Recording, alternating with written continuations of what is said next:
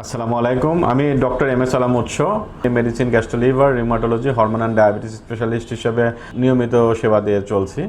কোরবানি ঈদে আপনারা মনে রাখবেন যে ঈদ এটা শুধু ত্যাগের জন্যই ঈদটা না, কোরবানি ঈদে আমাদের কিছু প্রস্তুতি রাখা দরকার। সেটা হচ্ছে ঈদের আগে এবং ঈদের পরে। ঈদের আগে কী কী প্রস্তুতি নেবেন?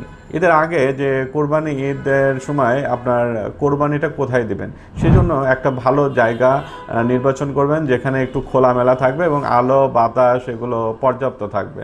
গ্লাভস, অ্যাপ্রন, মাস্ক, এগুলো যে পরিষ্কার পাত্র, এগুলো আপনারা আগে থেকে ধুয়ে মুছে বা এগুলা কালেকশনে রাখবেন।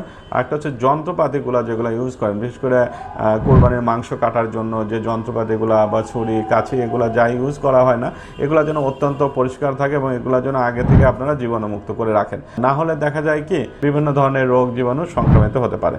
কোরবানির পরে অবশ্যই পরিষ্কার বা জীবাণুমুক্ত পানি দিয়ে আপনারা হাত ধোয়ার চেষ্টা করবেন।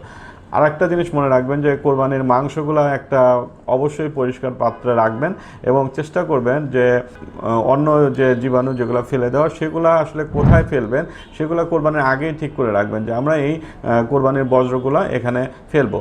একটা জিনিস মনে রাখবেন যে এই জায়গা থেকে কোরবানির পরে যদি বজ্রগুলো আপনারা ঠিকমতো জায়গায় না ফেলতে পারেন, তাহলে কিন্তু এটা আমাদের যেরকম মানুষের জন্য যেরকম ক্ষতিকারক বা রোগ জীবাণু হতে পারে, তেমনি আমাদের পরিবেশের জন্য ক্ষতিকারক, আমাদের পুরো পরিবেশকে কিন্তু দূষিত করতে পারে।